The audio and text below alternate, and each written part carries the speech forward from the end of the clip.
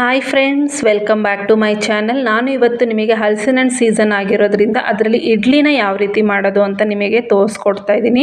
ಇದು ಸ್ವೀಟ್ ಇಡ್ಲಿ ಆಗಿರುತ್ತೆ. ನಾನಿಲ್ಲಿ ಮೊದಲಿಗೆ 1.5 ಕಪ್ಪಷ್ಟು ರವೆನ ತೊಗೊಂಡು ಇಲ್ಲಿ ಫ್ರೈ ಮಾಡ್ಕೊತಾ ಇದ್ದೀನಿ. ಇದರಲ್ಲಿ 1.5 ಕಪ್ ರವೆನ ನಾನಿಲ್ಲಿ ತೊಗೊಂಡಿದ್ದೀನಿ. ಇದು ತುಂಬ ಕೆಂಪಗಾಗೋ ಥರ ಹುರ್ಕೊಳ್ಳೋ ಅವಶ್ಯಕತೆ ಇಲ್ಲ. ಸ್ವಲ್ಪ ರವೆ ಬಿಸಿ ಆದರೆ ಸಾಕು. ಅಲ್ಲಿ ತನಕ ರವೆನ ಚೆನ್ನಾಗಿ ಫ್ರೈ ಮಾಡ್ಕೊಳ್ಳಿ. ನೆಕ್ಸ್ಟು ನಾನಿಲ್ಲಿ ರವೆ ಫ್ರೈ ಆದ ತಕ್ಷಣ ಒಂದು ಪಾತ್ರೆಗೆ ಹಲಸಿನ ಹಣ್ಣಿನ ಪೇಸ್ಟನ್ನ ರೆಡಿ ಮಾಡಿ ಇಟ್ಕೊಂಡಿದ್ದೀನಿ.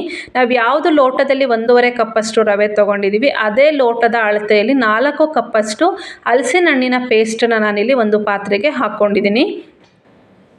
ನೆಕ್ಸ್ಟು ನಾನಿಲ್ಲಿ ಇದಕ್ಕೆ ಸ್ವೀಟ್ ಇಡ್ಲಿ ಆಗಿರೋದ್ರಿಂದ ಸ್ವಲ್ಪ ಬೆಲ್ಲನ ಆ್ಯಡ್ ಮಾಡ್ತಾಯಿದ್ದೀನಿ. ಹಲಸಿನ ಹಣ್ಣು ಸ್ವೀಟ್ ಇರುತ್ತೆ, ಆದರೂ ಸ್ವಲ್ಪ ಎಕ್ಸ್ಟ್ರಾ ಬೆಲ್ಲನ ನಾನಿಲ್ಲಿ ಆ್ಯಡ್ ಮಾಡ್ತಾಯಿದ್ದೀನಿ. ಯಾರು ಸ್ವೀಟ್ ಇಷ್ಟಪಡಲ್ಲ ಅದೇನ ಬೆಲ್ಲ ಹಾಕ್ದಲೇ ನೀವು ಹಲಸಿನ ಹಣ್ಣು ಇಡ್ಲಿನ ಮಾಡ್ಕೋಬೋದು.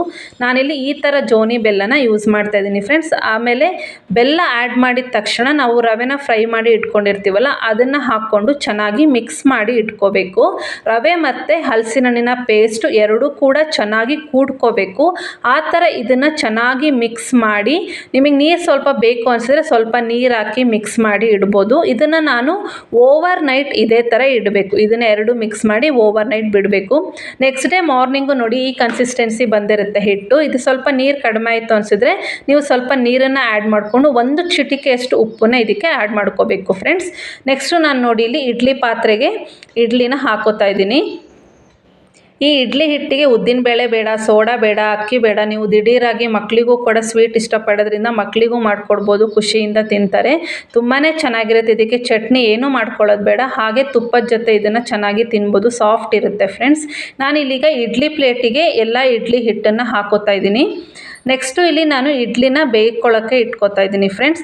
ಇದು ನಿಮಗೆ 15ರಿಂದ 20 ನಿಮಿಷ ಇಡ್ಲಿ ಬೆಂದರೆ ಸಾಕು.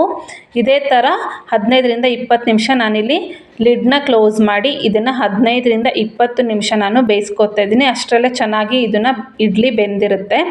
ಸೊ ನೋಡಿ, ನಾನು ಇಡ್ಲಿನ ತೆಗ್ದಿದ್ದೀನಿ. ಎಷ್ಟು ಚೆನ್ನಾಗಿ ಬೆಂದಿದೆ ಅಂತ, ಎಷ್ಟು ಚೆನ್ನಾಗಿ ಕಾಣ್ತಾ ಇದೆ. ತುಂಬಾ ಸಾಫ್ಟಾಗಿರುತ್ತೆ, ತಿನ್ನೋಕ್ಕೂ ಕೂಡ ಅಷ್ಟೇ ಟೇಸ್ಟಿಯಾಗಿರುತ್ತೆ ಫ್ರೆಂಡ್ಸ್. ನೋಡಿ ಎಷ್ಟು ಚೆನ್ನಾಗಿ ಬಂದಿದೆ ಇಡ್ಲಿ ಅಂತ, ತುಂಬ ಸಾಫ್ಟಾಗಿ ಬಂದಿದೆ. ನೋಡಿ ನಾನು ತೋರಿಸ್ತಿದ್ದೀನಿ ಎಷ್ಟು ಸಾಫ್ಟಾಗಿ ಬಂದಿದೆ ಅಂತ. ನೆಕ್ಸ್ಟು ನಾನಿಲ್ಲಿ ನೋಡಿದ್ರಲ್ಲ ಫ್ರೆಂಡ್ಸ್, ಇದೇ ರೀತಿ ನೀವು ಮನೆಯಲ್ಲೂ ಟ್ರೈ ಮಾಡಿ ನಂಗೆ ಹೇಗಿದೆ ಅಂತ ಕಮೆಂಟ್ ಮಾಡಿ. ನನ್ನ ಚಾನಲ್ನ ಸಬ್ಸ್ಕ್ರೈಬ್ ಆಗಿಲ್ಲ ಅಂದರೆ ದಯವಿಟ್ಟು ಸಬ್ಸ್ಕ್ರೈಬ್ ಮಾಡಿಕೊಂಡು ಲೈಕ್ ಮಾಡಿ, ಶೇರ್ ಮಾಡಿ ಮತ್ತು ಸಬ್ಸ್ಕ್ರೈಬ್ ಮಾಡ್ಕೊಳ್ಳಿ ಫ್ರೆಂಡ್ಸ್. ನಾನು ಮತ್ತೆ ನಿಮಗೆ ಮುಂದಿನ ರೆಸಿಪಿಯಲ್ಲಿ ಸಿಗ್ತೀನಿ. ಅಲ್ಲಿವರೆಗೂ ಟೇಕ್ ಕೇರ್. Bye friends.